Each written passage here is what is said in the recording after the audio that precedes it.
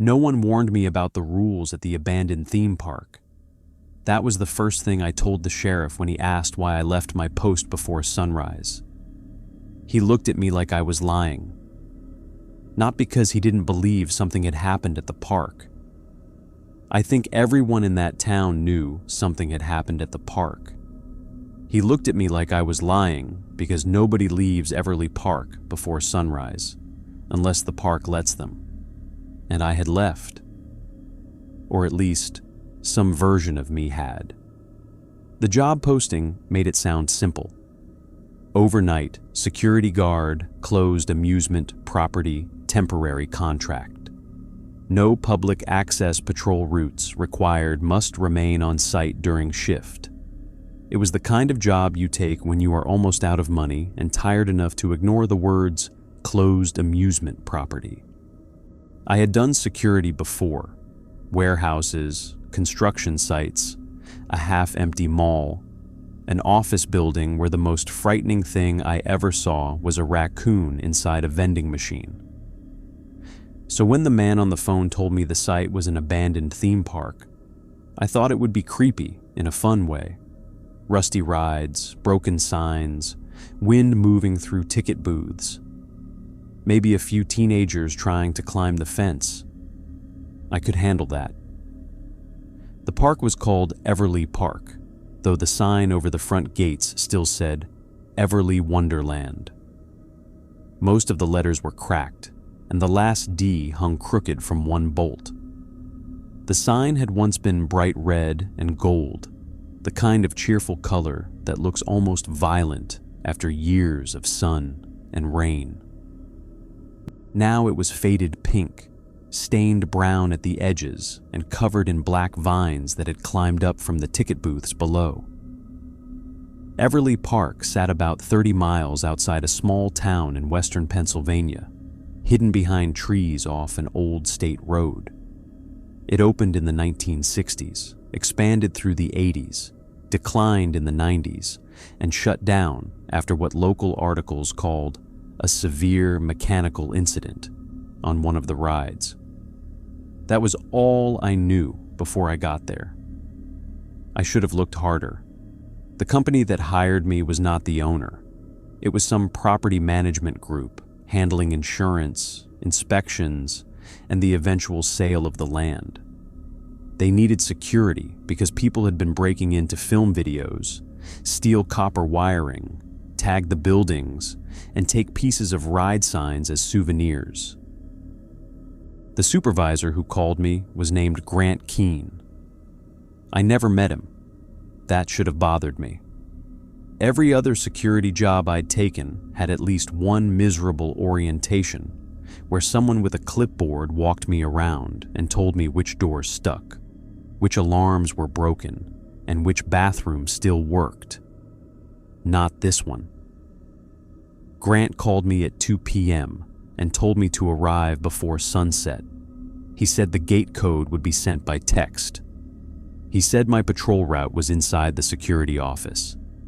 He said the site was mostly dead, but the insurance company wanted a warm body until the survey crew came the following week.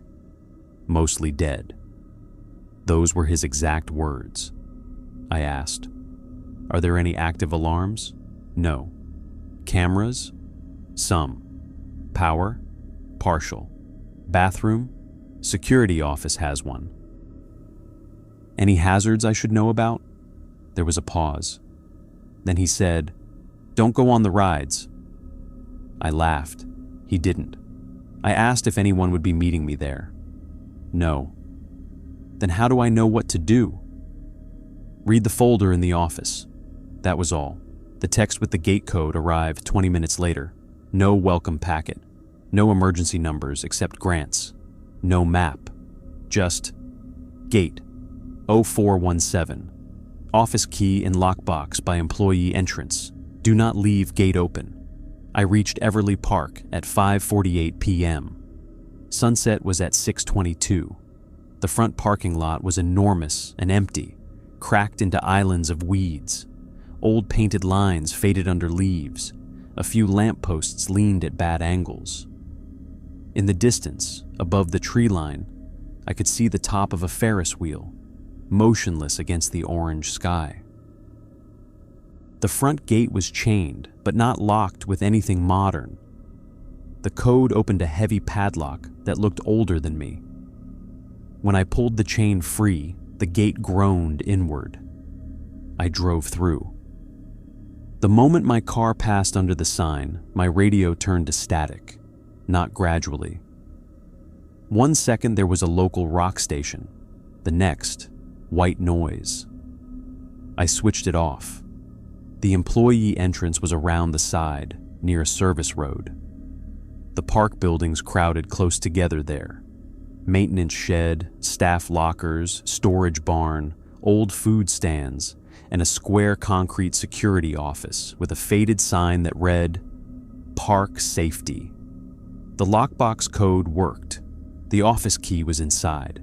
The security office smelled like dust, old coffee, mildew, and plastic.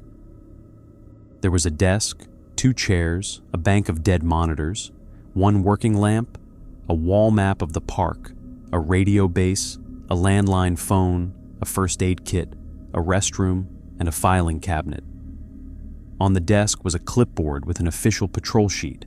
North Midway, Carousel Plaza, Food Court, Ferris Wheel, Games Row, Fairy Tale Forest Entrance, Maintenance Lane, Security Office, repeat every hour, normal enough. Beside it was a black folder. No company logo, no printed label, just 1 word written across the front in marker. Nights. I opened it. Inside was a single typed page. At the top, Everly Park Night, rules for temporary security, read before dark. The park is closed, not empty. I stared at that line for a long time. Then I read the rules. There were 32. Rule 1, lock the employee gate before sunset. If the lock is already closed, do not open it to check. Rule 2, patrol clockwise only. Do not reverse route after dark. Rule 3, if midway music starts playing, stand still until the song ends. Rule 4, do not enter any ride queue unless the lights above it are off. Rule 5, if a ride begins operating, do not approach until it completes a full cycle. Rule 6, if the carousel has horses missing, count them from the outside. There should be 48.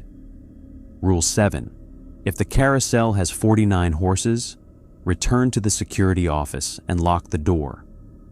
Rule 8, if you hear children laughing from inside the arcade, do not look through the prize counter glass. Rule 9, if a game booth attendant calls you over, ask what year the park closed. If they say anything except 1997, keep walking. Rule 10, the Ferris wheel does not run. If you see it turning, check whether the red gondola is occupied. If it is empty, continue patrol.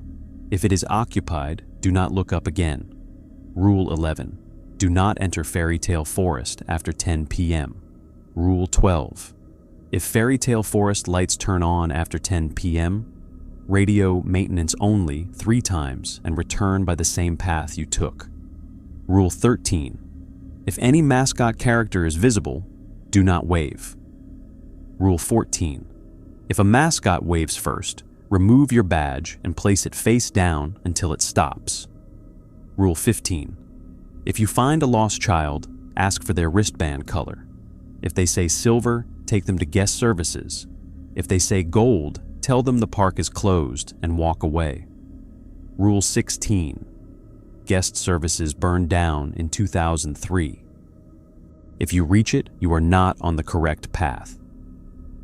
Rule 17, do not eat anything from a food stand, even if it is warm. Rule 18, if you smell popcorn near the bumper cars, turn off your flashlight and count to 60. Rule 19, if the bumper cars move without power, do not let them block your patrol route. Rule 20, if the funhouse mirrors show you wearing a different uniform, leave immediately.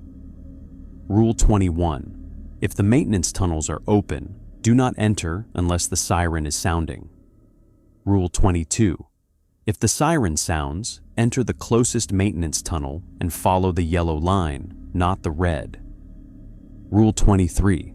If the yellow line becomes red, close your eyes and keep one hand on the wall until the floor levels. Rule 24. If you hear the roller coaster lift chain, look at the ground until the train passes. Rule 25. If the roller coaster stops with riders visible, do not count them. Rule 26. If a voice on the radio tells you to unlock the front gate, ask which ride took the last guest. If it says Cyclone Jack, keep the gate locked. Rule 27. If Grant Keene calls after midnight, ask him where he left his hand. If he says maintenance shed, hang up. Rule 28. If the main entrance lights turn on, do not stand beneath the Everly Wonderland sign. Rule 29. If the park map changes, copy the new route into the night log only if the security office lamp remains on. Rule 30. At 2:17 a.m., do not look at the clown face above the arcade. Rule 31. If the parade starts, step off the midway and face the nearest wall. Rule 32. If the park opens, you are no longer security. I finished reading right as the last line of sun disappeared behind the trees. The office lamp flickered once. Outside, somewhere deep in the park, a speaker crackled. Then a cheerful recorded voice, warped by age and static, said, "Welcome, friends, to Everly Wonderland, where the fun never ends." I should have left. I know that now. I could have walked back to my car, unlocked the gate, driven away, called Grant, told him the folder was insane, and taken whatever penalty came with quitting. But I was already inside. The sun was gone. And Rule 1 said to lock the employee gate before sunset. I had not done that. The realization hit me like a hand around the throat. I ran outside. The employee gate stood at the end of the service lane, 20 yards from the security office. I had left it closed, but not locked. Now the chain was wrapped around it. The padlock hung shut. I had not locked it. I pulled at it anyway. Cold metal. Solid. Locked. Rule 1 had said, if the lock is already closed, do not open it to check. I was checking. The padlock clicked in my hand. Not opening, just acknowledging. From the other side of the gate, beyond the service road, my car sat in the lot. Safe, ordinary, impossible. The park speaker crackled again. Please keep your hands, arms, feet, and legs inside the ride at all times. Behind me, in the darkening park, midway lights began to turn on one by one. I went back to the security office and locked the door. For about 10 minutes, I did nothing. I sat at the desk with the nights folder open, trying to call Grant. No service. The landline had no dial tone. The radio base powered on when I pressed the button, but all I got was static. Then the office phone rang. It was an old beige phone with a coiled cord, sitting beside the dead monitors. The ring was too loud in the small room. I let it ring 3 times. No rule for that. I picked up. Security. Static. Then Grant Keene's voice said, "Unlock the front gate." My hand tightened around the receiver. Rule 26. If a voice on the radio tells you to unlock the front gate, ask which ride took the last guest. If it says Cyclone Jack, keep the gate locked. This was the phone, not the radio. But I had learned enough from the page to distrust technicalities. Which ride took the last guest? I asked. The line hissed. Then Grant said, "Cyclone Jack." I hung up. The office lamp flickered. Outside, music began playing. Tinny, cheerful, old carnival organ music from speakers that should not have had power. Rule 3. If midway music starts playing, stand still until the song ends. I was sitting, Did that count? I stood very slowly, then froze. The music grew louder. Through the office window, I could see the north midway glowing under strings of dead bulbs that had come back to life. Colorful facades lined the walkway, food stands, game booths, a photo booth shaped like a giant camera, a boarded arcade, a mascot statue near a fountain.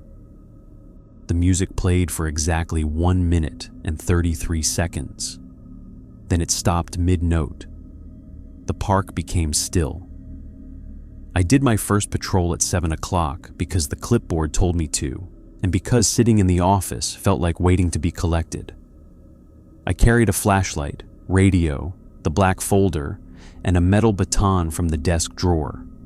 The route was clockwise: security office to North Midway, Carousel Plaza, food court, Ferris wheel, Games Row, Fairy Tale Forest entrance, maintenance lane, back. The park looked worse under working lights. Abandoned places are supposed to be dark.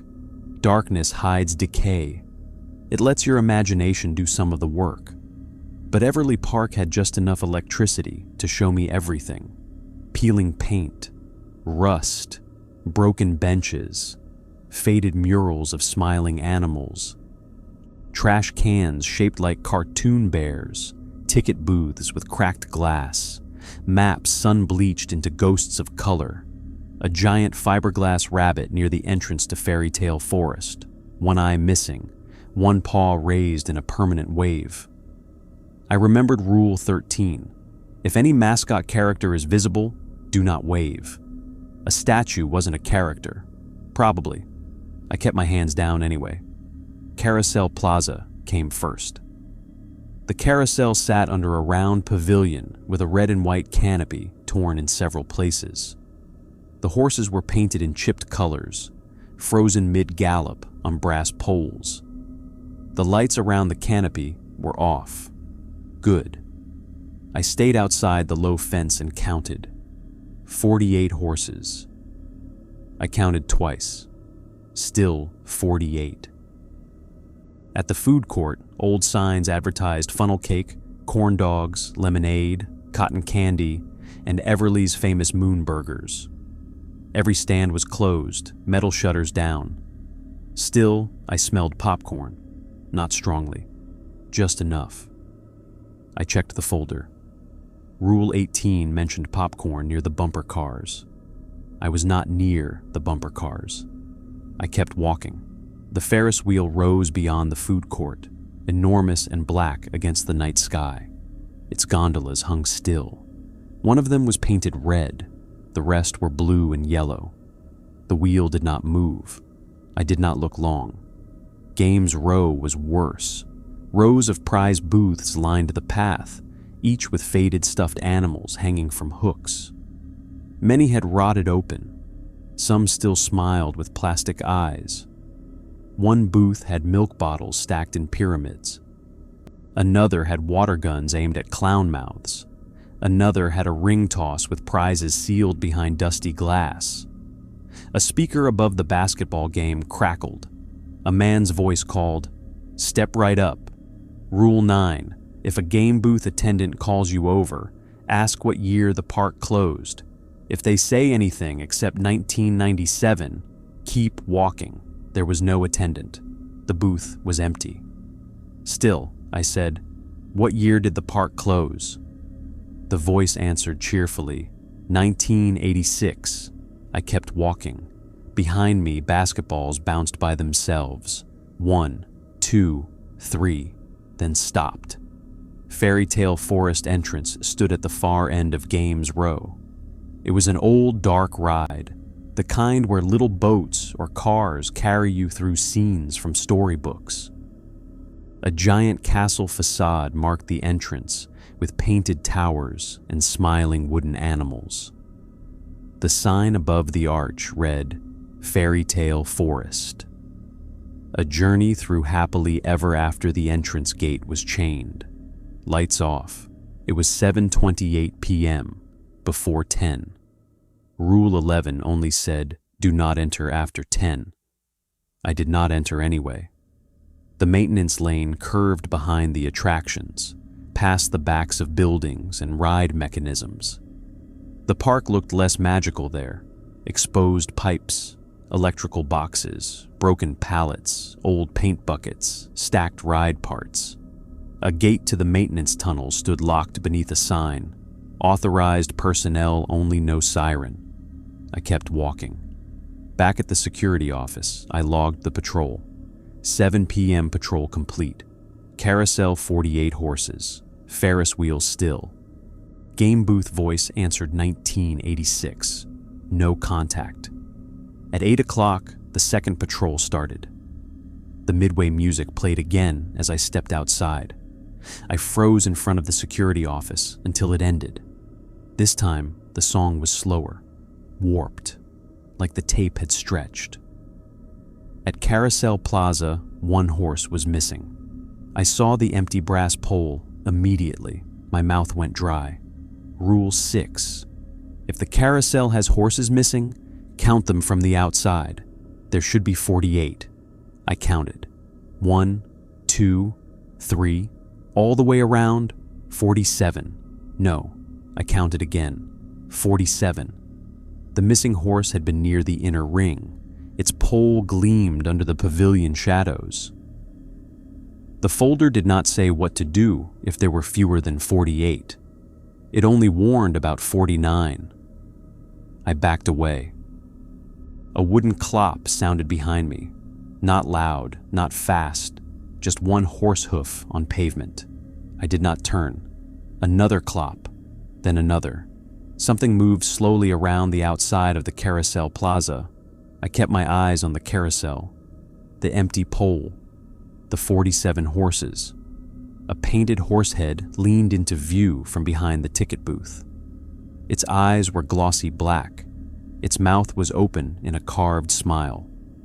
It stood on 4 wooden legs that bent at wrong angles. No pole through its back, saddle cracked, mane frozen in painted waves. It took one step, clop, then another. I held the folder so tightly the page bent. The loose carousel horse stopped at the edge of the plaza and lowered its head like it wanted me to climb on. "No," I whispered. The carousel lights flashed once. The horse stepped backward, then turned, stiff and slow, and walked back behind the booth. When I looked at the carousel again, the empty pole was filled. 48. I returned to the office and added, 8:05 p.m. Carousel horse displaced and returned. Did not mount. At 8:37, children laughed inside the arcade. I was in the office. The arcade was across Games Row, too far for normal sound to reach that clearly. Still, I heard it through the wall. High laughter, several children, then the rattle of prize tickets. Rule 8. If you hear children laughing from inside the arcade, do not look through the prize counter glass. I was not near the arcade, but the security monitors flickered on, all at once, dead screens waking. Grainy camera feeds filled the wall. Front gate, midway, carousel, food court, Ferris wheel, Games Row, arcade interior. My eyes went to the arcade feed before I could stop them. The screen showed rows of old machines, skee-ball, claw games, racing cabinets, pinball, ticket counters. The camera angle looked down over the prize counter. Behind the glass were shelves of dusty toys. Something moved behind that glass. A small hand pressed against it from inside the prize case. I looked away so hard my neck hurt. Too late? Maybe. The children laughed louder. On the monitor wall, the arcade feed switched to static. At 9 o'clock, the phone rang again. I let it ring because the last call had been Grant. It rang until the office lamp dimmed. I picked up. "Security."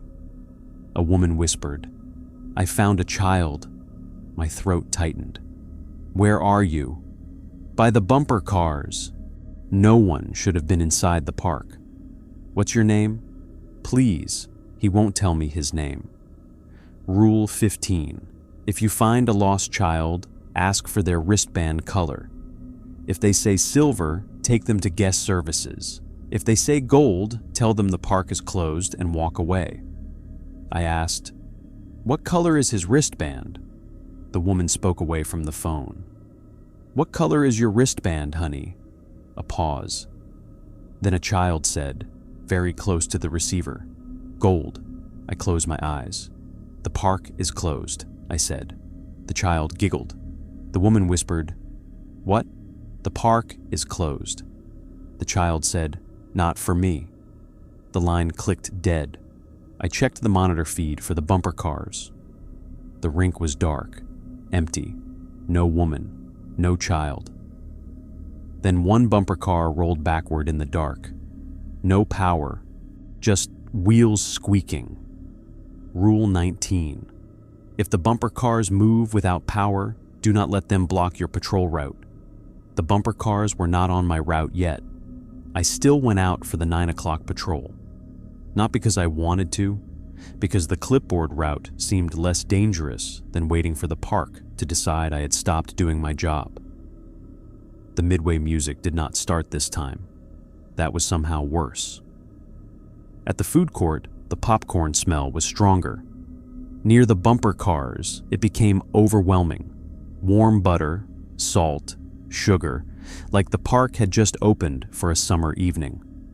Rule 18. If you smell popcorn near the bumper cars, turn off your flashlight and count to 60. I clicked the flashlight off. Darkness swallowed me. The bumper car building was a low, rectangular pavilion with open sides and a sagging metal roof. In the dark, the cars were only shapes on the floor. I counted. 1, 2, 3. At 12, something moved. Rubber wheels squeaked. At 20, a bumper car bumped gently against the wall. At 31, a child whispered, "You're not counting right." I kept counting. At 43, a second voice whispered directly beside me, "You skipped 29." I had not. At 58, something touched my sleeve. At 60, I turned the flashlight on. Every bumper car had moved. They were arranged in a circle around me, headlights off, steering wheels turned inward. One gap remained in the circle, my patrol route. I walked through it. The cars stayed still. At 9:48, I reached the funhouse. It was not on the route, at least it had not been earlier, but after the bumper cars, the path curved where it should have gone straight, and suddenly I was standing before a crooked building, painted with stripes and stars. The Laughing House. A giant clown face formed the entrance, mouth open around the doorway. Its eyes were faded blue. Its red nose had cracked down the middle. I knew Rule 20. If the funhouse mirrors show you wearing a different uniform, leave immediately. I did not enter. I turned around and found the path behind me blocked by bumper cars. They had rolled silently into the lane, front to back, forming a wall. Rule 19. Do not let them block your patrol route. Too late. I walked toward them, baton raised like I could threaten dead machinery. The nearest bumper car reversed an inch, then stopped. Behind me, the funhouse clown laughed. Not a recording. A deep laugh from inside the building. The lights above the entrance turned on. Red, yellow, green. The ride queue lights were on. Rule 4. Do not enter any ride queue unless the lights above it are off. Good. That meant do not enter. But the bumper cars stayed in my route. I looked at the cars, then at the funhouse, then said, louder than I felt, "Security patrol coming through." Nothing. I shoved the nearest bumper car. It was heavier than I expected, but it rolled. 1 foot, 2, enough for me to squeeze through. The moment I passed, it shot forward and slammed into the others behind me, blocking the path again. I did not look back. At 10 p.m., I stood outside Fairy Tale Forest. The rule was clear. Do not enter after 10 p.m. I checked my watch. 10 exactly. The castle facade lights came on. Tiny bulbs around the towers glowed warm gold. Painted animals lit from below. The chain across the entrance loosened and fell. A recorded princess voice said, "Welcome to Fairy Tale Forest, where every story finds its ending." Rule 12. If Fairy Tale Forest lights turn on after 10 p.m., radio, maintenance only 3 times, and return by the same path you took. I lifted the radio. Maintenance only, static, maintenance only. Something inside the dark ride clicked. Maintenance only.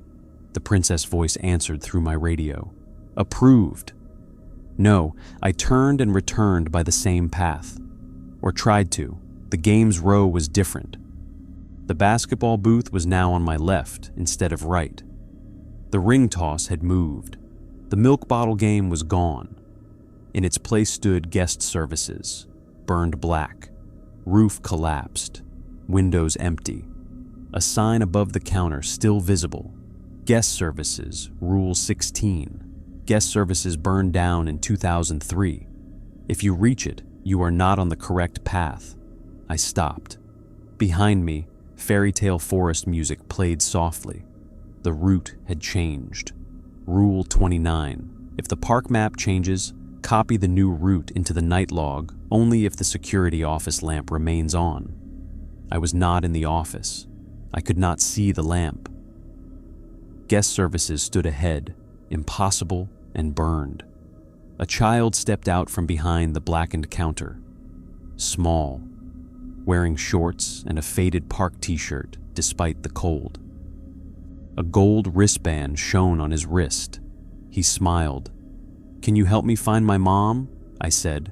"The park is closed." His smile widened. "But you're still here." I walked backward, not toward Fairy Tale Forest, not toward guest services. Sideways, between 2 game booths, through a gap that should not have been there. The child followed, not walking, appearing between blinked moments. At the ring toss, then the basketball booth, then under the arcade sign, each time closer. "The park is closed," I repeated. The child stopped smiling. "No," he said. Behind him, the main entrance lights turned on. All of them. The front gate, far across the park, glowed bright white beneath the Everly Wonderland sign. Rule 28. If the main entrance lights turn on, do not stand beneath the Everly Wonderland sign. I was nowhere near it. Good. Then the child pointed behind me. I turned just enough to see where I was standing. The Everly Wonderland sign hung directly above me. I had not walked there. The park had moved the entrance around me. The old sign creaked in the windless air. Letters trembled. The crooked D swung on its single bolt. I ran. The sign fell behind me with a crash so loud it shook the midway. I did not look back. When I reached the security office, the lamp was still on. I slammed the door and locked it. The park map on the wall had changed.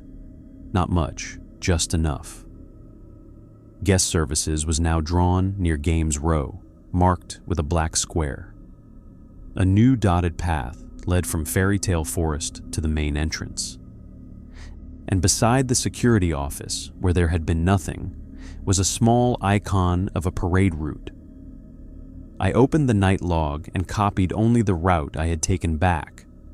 Not the dotted path, not guest services, not the parade route. Just Fairy Tale Forest lights on after 10. Radioed maintenance only 3 times. Original path altered. Avoided guest services. Returned through game booth gap. Main sign relocation event.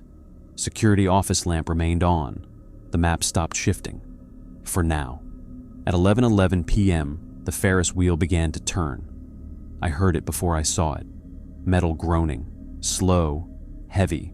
A ride waking from a long sleep. On the monitor, the wheel moved against the black sky. Rule 10. The Ferris wheel does not run. If you see it turning, check whether the red gondola is occupied. If it is empty, continue patrol. If it is occupied, do not look up again. I did not want to check, but the rule required it. I watched the monitor. Blue gondola, yellow, blue, yellow, then red. It rose slowly into view, occupied. A person sat inside, too far to see clearly, small, still. The red gondola passed the camera's center. I looked down immediately, not up again, not at the monitor, not through the window. The wheel kept turning. The office phone rang. Once, twice, 3. I did not answer. It stopped. Then the radio crackled. Grant Keene's voice said, "Security, look outside." I kept my eyes on the desk. The radio said, "You need to see this." No. The Ferris wheel groaned. Grant whispered, "That's not a passenger." I turned the radio off. It kept whispering, "That's you." I put the radio in the desk drawer and shut it. At 11:40, the siren sounded. Not loud at first. A low rising wail from somewhere under the park. Rule 21. If the maintenance tunnels are open, do not enter unless the siren is sounding. Rule 22. If the siren sounds, enter the closest maintenance tunnel and follow the yellow line, not the red. I looked at the monitor. The tunnel gate on maintenance lane stood open. Closest tunnel, siren sounding. I had to enter. I almost laughed. The park had spent all night teaching me not to go places, then finally found the rule that made me go underground. The siren rose. Higher, higher. The security office lamp flickered. I grabbed the folder, flashlight, baton, and a coil of rope from the office shelf. Then I stepped outside. The midway was dark, except for the Ferris wheel still turning. I did not look up. The maintenance tunnel entrance was a concrete stairwell behind the bumper cars, usually hidden by a metal gate. Now the gate stood open, and yellow light glowed from below. The siren came from inside. I descended. The air underground was colder than outside. The tunnel walls were concrete, damp, and lined with pipes. Painted lines ran along the floor. Yellow, red, blue. I followed yellow. The siren pulsed through the walls. At first, the tunnel was straight. Then it curved, then split. Yellow left, red right. I stayed yellow. Speakers overhead crackled with old announcements. Parade begins in 15 minutes. No. Rule 31. If the parade starts, step off the midway and face the nearest wall. I was not on the midway. I was underground. Another edge. The yellow line continued. At the next turn, it became orange. Not red, not yellow. Orange. The rule only said if yellow becomes red, close your eyes and keep one hand on the wall until the floor levels. I stopped. The orange line darkened slowly, red spreading through paint like blood through cloth. I closed my eyes and placed one hand on the wall. The floor tilted. Hard. I almost fell. The siren stretched into carnival music. The tunnel became warm. Children laughed. Something brushed past me in the dark. A parade drum beat overhead. I kept my hand on the wall and walked. The floor sloped down, then up, then sideways. My shoulder scraped concrete. A voice whispered, "Open your eyes and see the route." I did not. The floor leveled. The siren returned. I opened my eyes. The yellow line was yellow again. Ahead, a door stood open. Above it, a sign read, "Control Room." Inside was a wall of old ride panels. Carousel, Ferris wheel, bumper cars, fairy tale forest, funhouse, Cyclone Jack. Every panel was dead except one, Cyclone Jack, a roller coaster, the ride that had taken the last guest. Its control panel glowed green. On the desk beside it was a second folder. Red. I opened it. Inside was a photograph of the roller coaster from decades earlier. A wooden track twisting above the park, painted black and yellow. A train shaped like a jack-o'-lantern grin, riders laughing with their hands up. Behind the photo was an incident report, not the public one, not sanitized. The date was August 17th, 1997, the last operating night. The report was handwritten and stained. Cyclone Jack completed lift hill at 9:42 p.m. Train entered first drop with 23 guests. Train returned to station empty, restraints locked, no derailment visible, no bodies located on track. Ride lights failed. Main power failed. Park evacuation initiated. Front gate would not open for guests after 10 p.m. Guest services fire began 10:17 p.m. Parade audio triggered 10:30 p.m. Unknown number missing. Park closed indefinitely. My hands went cold. The train returned empty. No bodies. No derailment. The radio on the control desk crackled. Grant Keen's voice said, "Now you know which ride took the last guest." I backed away. The siren stopped. The tunnel lights went out. In the dark, somewhere above me, the roller coaster lift chain began to clack. Rule 24. If you hear the roller coaster lift chain, look at the ground until the train passes. I stared at the concrete floor. Clack, clack, clack. The sound grew louder, though I was underground. Wooden structure groaning, chain pulling, wheels clicking, a train climbing. Then, from somewhere impossibly close, riders began to laugh. Not scream, laugh, excited, alive. The train reached the top. Silence. Then it dropped.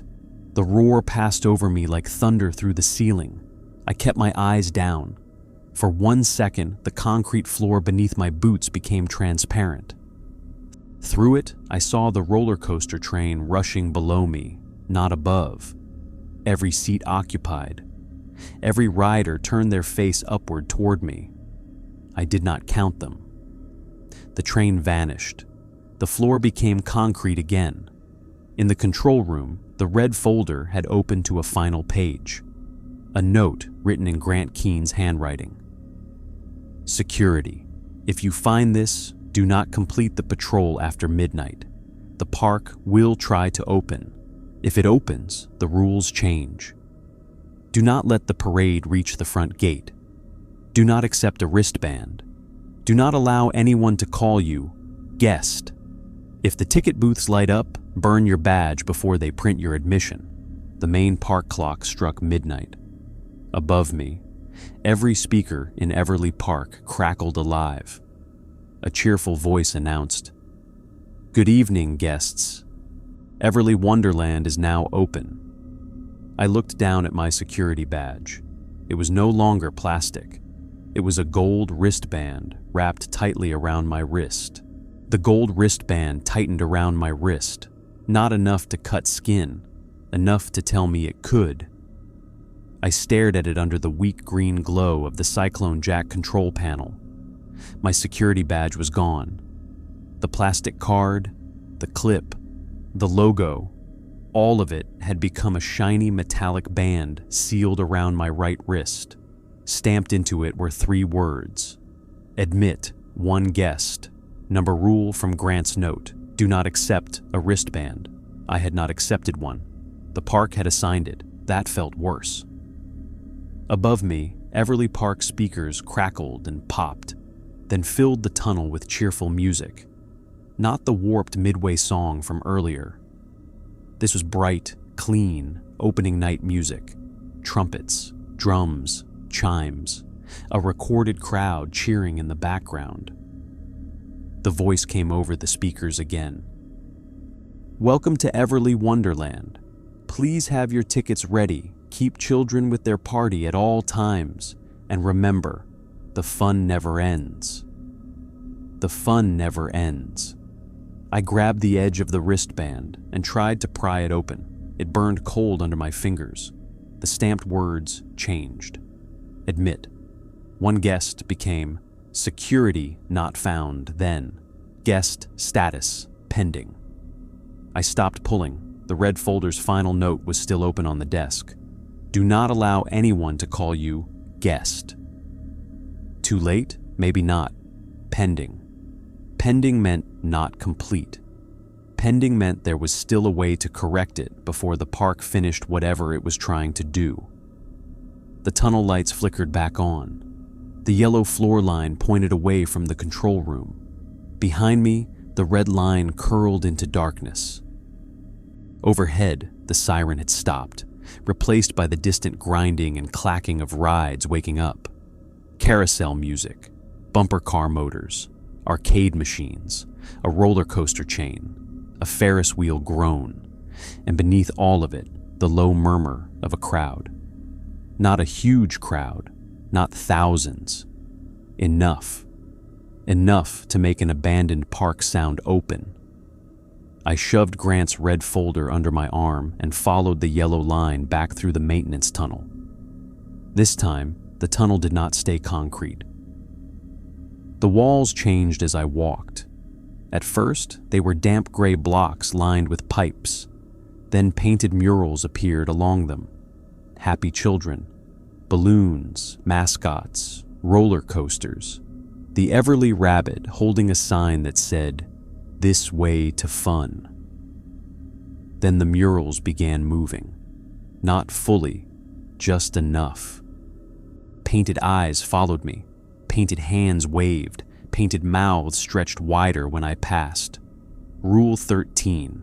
If any mascot character is visible, do not wave. The rabbit on the wall waved. I kept my hands down. The yellow line split ahead. One branch stayed yellow and led toward a stairwell marked midway. The other became gold and led deeper beneath the park. Gold like my wristband. No rule for gold lines. No rule for guest routes. I stayed yellow. The gold line pulsed once beneath my boot as I stepped around it. A speaker in the tunnel said, "Guests may proceed to boarding." I answered without thinking. I'm not a guest. The tunnel lights went out. My heart stopped. Somewhere behind me, in the darkness, something laughed. Not a child, not a recording. The park had heard me reject it. Good. Maybe. A narrow strip of emergency lights flickered along the yellow path. I kept moving with one hand on the wall, Grant's folder pressed against my ribs. The stairwell at the end led up to a metal hatch. I pushed it open and climbed out behind a row of food stands near the main midway. Everly Park had opened. I don't mean the lights were on. I mean opened. The midway was full. People moved between stands. Families, couples, groups of teenagers, parents pushing strollers, kids holding balloons, a woman carrying cotton candy, a man in a park t-shirt sweeping popcorn into a dustpan. Vendors stood behind counters. The ring toss booth glowed. The basketball game flashed. Arcade machines chimed behind dusty windows that now looked polished and clean. But the crowd was wrong if you looked for more than a second. Some people wore clothes from the 60s, some from the 80s, some from the 90s. Some looked modern enough to have walked in 10 minutes ago. Others were faded around the edges, like old photos printed too many times. Nobody looked directly at me. Not at first. Then a little girl with a red balloon stopped beside the funnel cake stand and pointed at my wrist. "Mommy, he got a gold band." Every person nearby turned, all at once. Their heads moved before their bodies did. "Do not allow anyone to call you guest." The girl's mother smiled at me with too many teeth. "First time visiting?" I gripped the red folder. "Security," I said. Her smile faltered. "Security doesn't wear gold. I'm temporary security." The crowd held still. Then the midway music started again. People resumed walking. The little girl's red balloon twisted in the air toward me, though no wind blew. I moved clockwise. The original patrol route. Security office to North Midway. Carousel Plaza, food court, Ferris wheel, Games Row, Fairy Tale Forest, Maintenance Lane, back.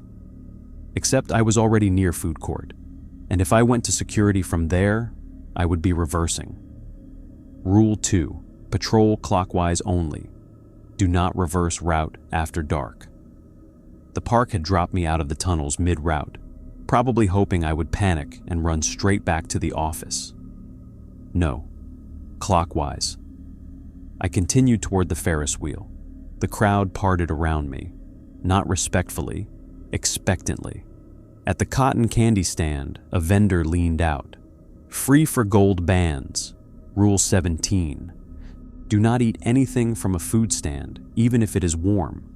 The cotton candy was fresh, pink sugar spinning under a lamp. It smelled like childhood. I kept walking. The vendor's smile stretched. You paid for it. I'm not hungry. A boy beside the stand whispered, Guests are always hungry. I walked faster. The Ferris wheel was still turning. I remembered the red gondola, occupied.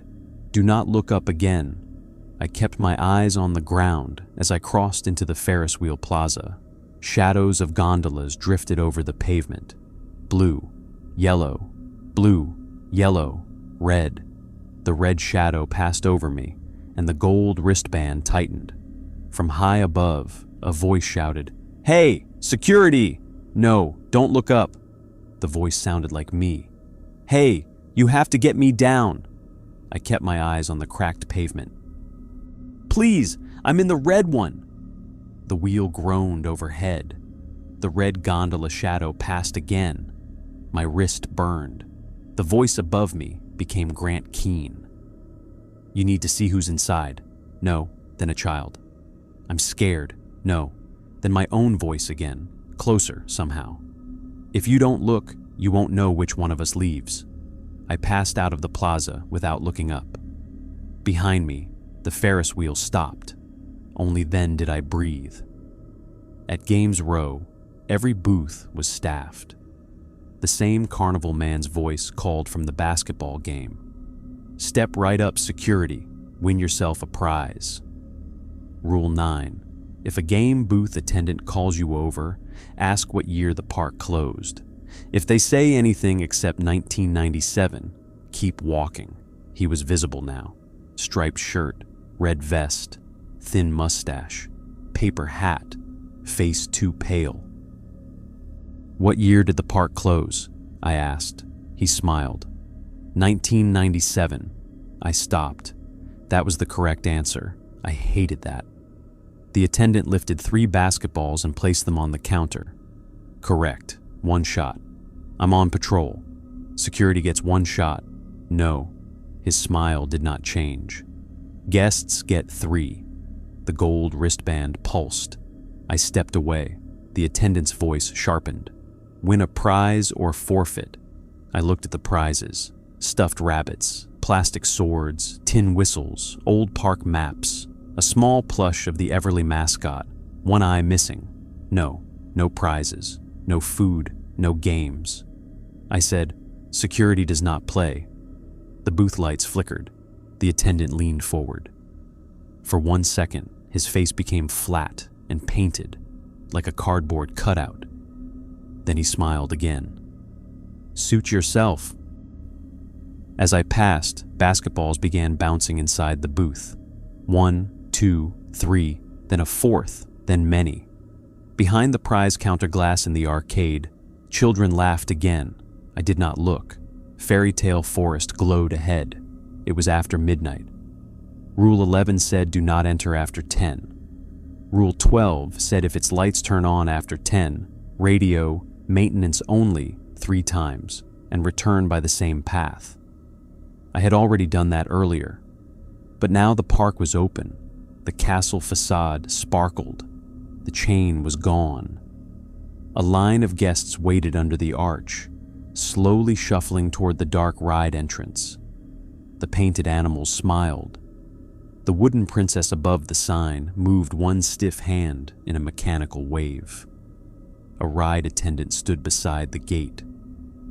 She wore a blue dress uniform and a name tag that read, Mara. She looked alive. That was the problem. Not faded, not blurred, not wrong at first glance. She was maybe 25, with tired eyes and a ponytail tucked under a little cap. She saw my uniform and looked relieved. "Thank God," she whispered. I stopped several feet away. "Security." She nodded quickly. "Yes. Good. I need help. The ride won't stop loading." I looked at the line of guests. They stood too still. "Where's your wristband?" she asked. I tucked my right wrist behind my back. "I'm staff." Her eyes flicked down anyway. She saw the gold band. Her face changed. "Don't let them see that." "Too late." "How did you get it?" "The park gave it to me." "That's how it starts." My mouth went dry. "What are you?" "Ride attendant." "What year did the park close?" She blinked. 1997. Correct again. "What ride took the last guest?" Her lips parted. She looked toward the roller coaster tracks rising black against the sky. "Cyclone Jack." I almost walked away. Then she grabbed the fence rail, not reaching for me. "Wait, ask me something else, please. Rule 20 from house? If house says please, not relevant. Here, please may be dangerous." But she looked terrified. "Who was Grant Keene?" I asked. Her expression tightened. "Maintenance lead, lost his left hand trying to stop the lift chain. Rule 27. If Grant Keene calls after midnight, ask him where he left his hand. If he says maintenance shed, hang up." Grant had never answered that, but Mara knew more than the folder. "Is he alive?" No. That word hit me with a weird finality. Grant had called me. Grant had hired me. Grant was dead. Of course he was. Mara glanced at the line. "We need to get you to the office before the parade." "Why?" "Because if the parade reaches the gate with you wearing gold, the park opens outside." I looked toward the main entrance. The Everly Wonderland sign had fallen earlier, but now it was back up, glowing brighter than before. "What does that mean?" "It means it won't need fences anymore." From inside Fairy Tale Forest, a chorus of children began singing. Mara flinched. "I can't leave my ride." "You just said you need help." "I need staff help, not guest help." "I'm not a guest." Her eyes went to the wristband. "Then prove it before the parade sees you." "How?" "Burn your badge." "The badge became this." "Then burn the band." "I tried. It won't come off." Mara looked toward the arcade. "There's a lost and found furnace behind guest services." "Guest services burned down." "Exactly. Rule 16. If you reach guest services, you are not on the correct path." I said that to her. Mara gave a sad little laugh. "At night, the correct path is not always the useful one." That was exactly the sort of sentence that got people killed. The Fairy Tale Forest line moved forward. One guest stepped into a little ride car shaped like a hollowed log. Then another. Then another. The ride swallowed them into darkness. No cars came back. Mara whispered, "Go before the princess starts asking for names." The wooden princess above the sign turned her painted head toward me. "Welcome, guest." My wristband tightened. Mara shouted, "Security escort!" The princess froze. The wristband loosened. Mara's eyes widened. "That worked." "What worked?" "You need a staff role stronger than the band." "How?" "Keep doing the job." The parade music started. Far down the midway, drums rolled. Trumpets blared. A recorded announcer cried, Ladies and gentlemen, boys and girls, Everly Wonderland proudly presents our Midnight Memory Parade. Rule 31. If the parade starts, step off the midway and face the nearest wall. I looked at Mara. She whispered, "Do it." I stepped off the midway path beside the fairy tale forest fence and faced the castle wall. All along Games Row, guests did the same. Not all. Some turned toward the parade. Those were the ones with gold wristbands. The drums grew louder. I stared at painted stone. Behind me, wheels squeaked. Many feet shuffled. Music swelled. The parade passed. I did not look. A float rolled by, creaking under its own weight. Calliope music warbled. Children laughed from somewhere above street level. A mascot's oversized feet slapped pavement. Something paused behind me. I felt it. A costume character. Rule 13. If any mascot character is visible, do not wave. Rule 14. If a mascot waves first, remove your badge and place it face down until it stops. No badge, only band. Something big leaned close behind me. A fabric glove brushed my shoulder. Then a cheerful, muffled voice said, "Wave to Everly." I kept my hands at my sides. "Wave," it said again. The wristband tightened. The mascot moved into my peripheral vision. Rabbit ears, one missing eye, a giant smiling head, Everly Rabbit. It lifted a padded hand and waved. Rule 14 said remove your badge and place it face down until it stops. I had no badge. The gold wristband burned. I dropped to one knee, pressed my wrist flat against the pavement, band facing down, and covered it with my other hand. The mascot stopped waving. Its oversized head tilted. The parade music stuttered. For 1 second, the zipper on the back of the costume opened by itself. Inside was not a person. It was full of prize tickets. Thousands of them stuffed into the suit, fluttering like insects. The zipper closed. The mascot walked on. I stayed kneeling until the parade passed. When the music faded, Mara was gone. Fairy tale forest's lights were off. The castle gate was chained again. A small paper ticket lay on the ground where she had stood.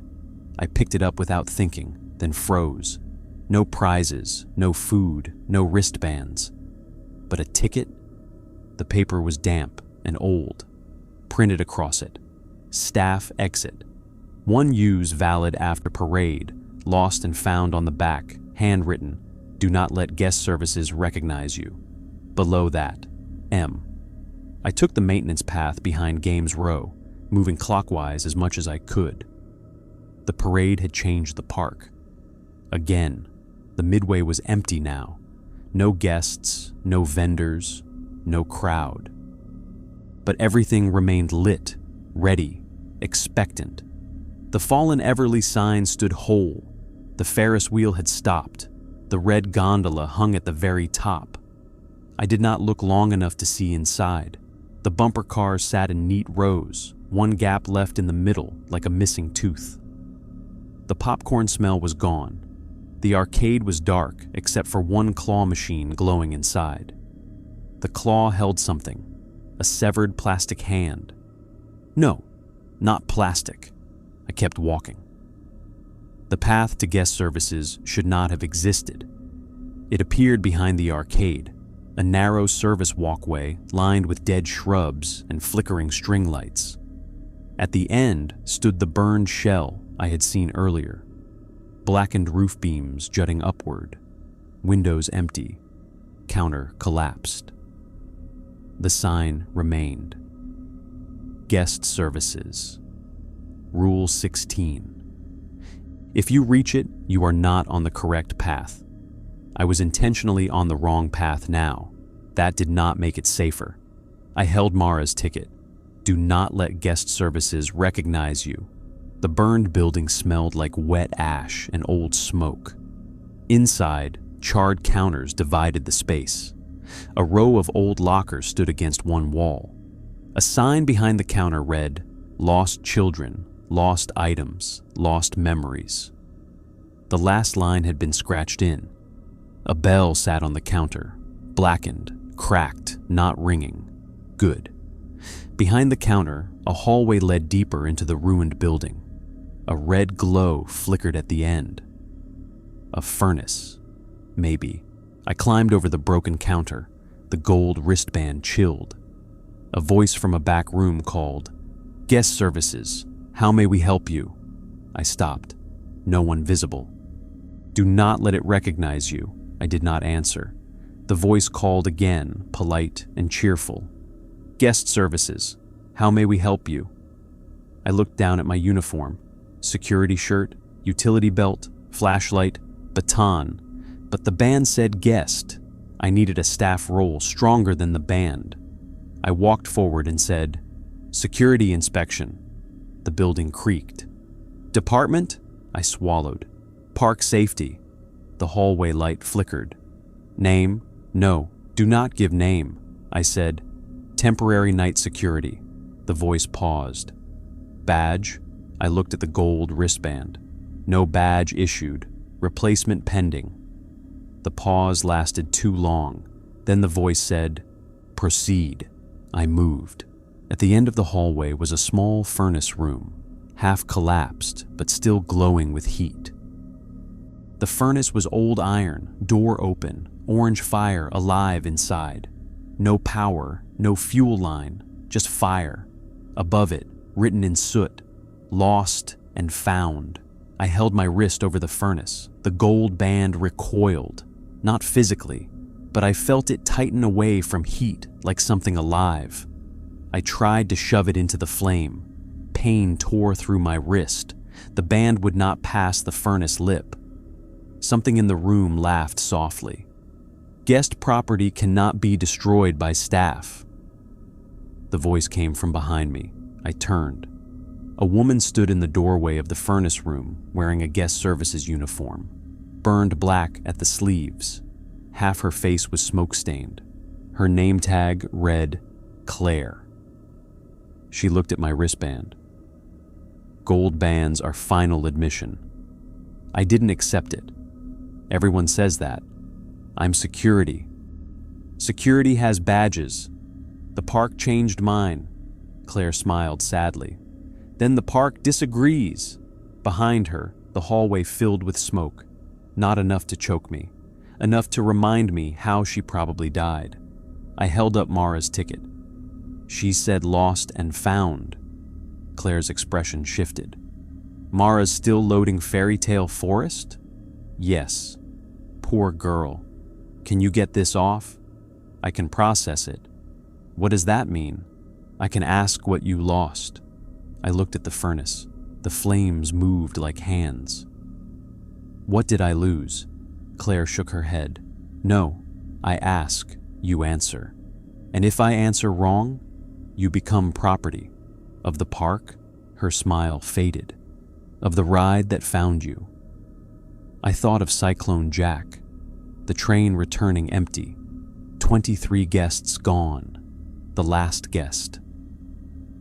Claire stepped aside and gestured toward the counter behind me, which had not been there a second ago. A guest services counter. Clean, bright, unburned. A little brass plaque read, "Lost and found. Claims a form lay on the surface." Claimant. Item lost.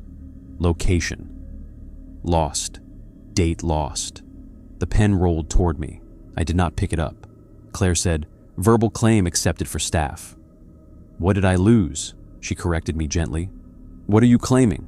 The wording mattered, not what was taken, what I would claim back. I thought of my badge. No, the badge had become the band. I thought of my car, my shift, my way out. No. Then I thought of what Mara said. Prove it before the parade sees you. You need a staff role stronger than the band. I'm claiming my security badge. Claire nodded once.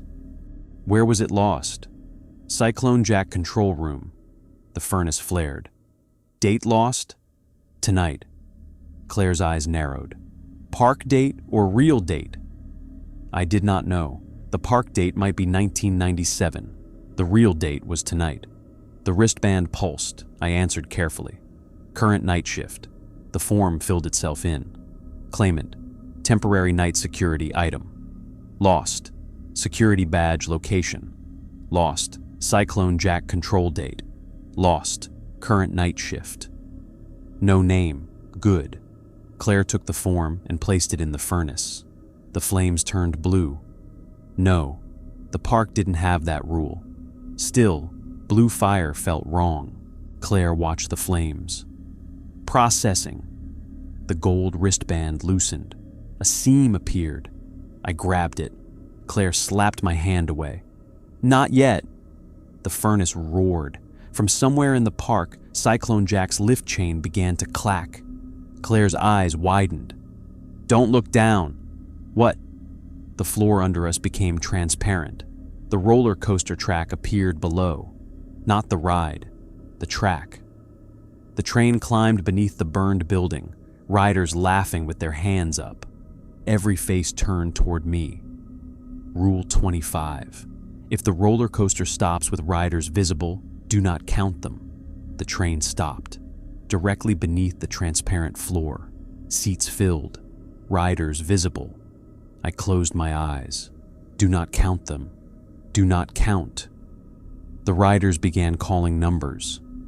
1, 2, 3, no. Claire whispered, "They count themselves if you listen." I covered my ears. The wristband snapped open. It fell from my wrist, struck the transparent floor, and landed among the riders below. The train screamed forward. The floor became burned wood again. In my hand, where the wristband had been, was my security badge. Plastic, cracked, warm. Across the front, my name had been scratched out.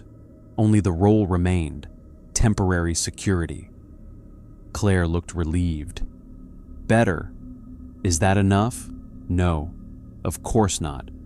The parade marked you. The wristband opened, but the park still knows you were admitted. How do I get out? Clock out. The phone doesn't work. Not at the office. She pointed through the burned hallway. Employee time clock. Under Cyclone Jack. No. The last guest entered there. The last staff left there. Grant? She nodded. Part of him did. His hand. Enough to clock out. The office radio on my belt crackled. I had not realized I still had it. Grant Keene's voice said, "Don't listen to her." Claire's burned face tightened. The radio continued. Guest services burned down. If you reached it, wrong path. Claire said, "He isn't wrong." Then why should I trust you? Because he wants the gate open. Grant's voice sharpened. The survey crew arrives in the morning. You need to let them in. No, I said. The radio hissed. Grant said, "Security doesn't abandon post." Claire looked at me carefully. Security also clocks out. From outside, parade music began again, but slower, closer. Claire whispered, "Second parade." How many parades are there? Until everyone joins. Rule 31 only said if the parade starts, step off the midway and face the nearest wall. Would that work again? Maybe. Maybe not, now that I had been marked. Claire pulled a burned park map from under the counter and drew a path with a blackened finger. From here, take the service corridor to Cyclone Jack. Do not cross the midway. Do not let the parade see your badge. If the time clock asks your department, say park safety. If it asks your name, do not answer. If it asks for proof of shift, use the badge, not your hand. What happens after I clock out? Then you can leave if the gate believes you are staff. If. Claire's smile was small and sad. Everly Park does not like losing staff. The parade music grew louder. Go, she said. What about you? I'm guest services. That's not an answer. It's the one that keeps me where I am. She handed me a blackened key. What's this? Lost item locker. What's in it? Something that belongs to Grant. I stared. His hand? No, he knows where that is. Grant's radio voice whispered, Claire. For the first time, he sounded afraid. Claire closed my fingers around the key. Under Cyclone Jack, if the time clock rejects you, open locker 17. Why? Because Grant never finished clocking out. The guest services building shook. Outside, the parade drums reached the door. Claire stepped behind the counter. The fire damage returned to her uniform. Her face became smoke and burn again. The furnace door slammed shut. She said, Face the wall. I turned to the nearest wall as the parade passed guest services. Through the burned window frames behind me, I heard floats rolling by, mascot feet, children singing, a marching band playing too slowly. Something dragged behind the final float, metal scraping pavement. A voice announced, Lost guests will be returned to their proper attraction. Claire whispered from behind the counter. Not a guest. I pressed my badge face down against my chest. The parade stopped outside. A mascot voice called, Security, do not wave, do not turn. Security, we found your guest. A child giggled. The gold wristband was gone, but my wrist still burned where it had been. The mascot said, He looks just like you. No, no, do not turn. Do not look. Behind me, outside the window, my own voice said, I want to go home. I faced the wall. My voice cried, Please, I don't want to ride again. The parade waited. Claire said softly, If you turn, he becomes yours. I kept facing the wall. The crying stopped. My voice behind me changed, cold, angry. You're not security. The parade moved on. When the last music faded, Claire was gone. Guest services was burned out and empty. The furnace was cold. Only the blackened key remained in my hand. Locker 17, under Cyclone Jack. I followed the service corridor behind the ruined building. It narrowed between fences and storage sheds, then passed behind the arcade and under a wooden trestle where coaster track crossed overhead. Cyclone Jack dominated the back of the park. In daylight, it might have looked impressive once. A sprawling wooden roller coaster painted black and orange, with jack-o'-lantern faces carved into the front of each train car. In the park's false midnight opening, it looked alive. The lift hill rose high into the dark. The track twisted in impossible angles above the trees. The station building sat beneath a huge grinning pumpkin sign. Cyclone Jack. The letters glowed orange. The queue lights were on. Rule 4. Do not enter any ride queue unless lights above it are off. I avoided the queue. Mara's map had shown a staff entrance behind the station. I found it near a maintenance shed. The door was half open. Inside, metal stairs led down. Not up into the station, down. A sign on the wall read, Employees only clock in before shift, clock out before leaving park. The air smelled like grease, dust, and burned leaves. At the bottom of the stairs was a corridor lined with lockers. Old green metal, numbers painted in white. A punch clock hung at the far end beside a rack of time cards. Most cards were blank. One stuck out. Temporary security. The name field had been scratched away. Good. Maybe. I approached the clock. It was an old mechanical one with a slot for time cards and a metal lever. A tiny sign above it read, Thank you for your work at Everly Wonderland. I took the card. The time printed on it already showed. Clock in, 5:48 p.m. The exact time I arrived. Below it, blank space waited. I inserted the card. The machine clicked. A small speaker inside crackled. Department, Park Safety, click. Name? I said nothing. The machine waited. Name? No answer. Name required.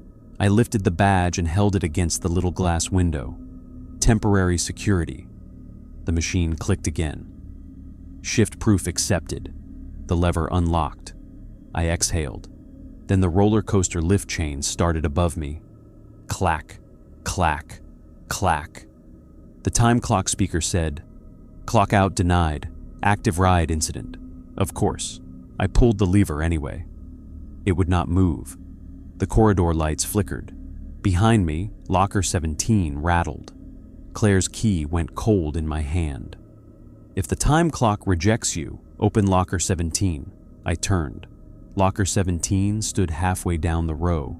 Its door shook gently, not violently, like something inside was knocking with 2 fingers. Tap, tap, tap. I inserted the blackened key. The lock opened. Inside was not a hand. It was a park employee shirt, a maintenance shirt, old, grease-stained, name patch over the chest. Grant. Below, it sat a small metal box. Inside the box was a time card. Grant Keene. Clock in, August 17th, 1997, 8 a.m. No clock out. On the back, written in shaky handwriting. I stopped the chain, but not the ride. I opened the gate, but not the park. I left my hand where the machine could count me as staff. If you find this, do not give the park your body to finish my shift.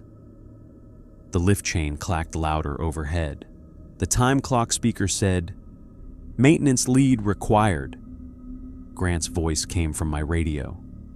"Put the card back." I turned the radio off. His voice continued from the time clock. I kept it closed. "No," I said. "You kept yourself working." The corridor went cold. The locker doors opened one by one. Inside each was a uniform. Ride attendant, food service, mascot, security, guest services, maintenance, names on patches. Some I recognized from the incident report, some I didn't. All missing clock-out stamps. The staff had never left. Everly Park did not like losing staff because it had never let them go. I took Grant's time card and inserted it into the clock. "Department?" the machine asked. "Maintenance?" "Name?" The speaker crackled. Grant's voice whispered, "Don't." I looked at his shirt, at the name patch, at the card. This time, a name was required. Grant Keene. The machine clicked. "Shift proof?" I opened the metal box wider. Inside, beneath the time card, lay something wrapped in cloth. A dried left hand, gray, mummified, 2 fingers missing.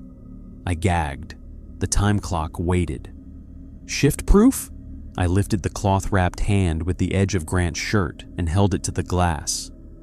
The corridor lights flashed. The lift chain stopped. Above me, the roller coaster train froze somewhere on the hill. The time clock clicked. "Shift proof accepted," Grant screamed through every locker, a sound of rage, relief, and fear braided together. The clock lever unlocked. I pulled it. K-chunk. Grant's time card stamped. Clock out. 12:49 a.m. The lockers slammed shut.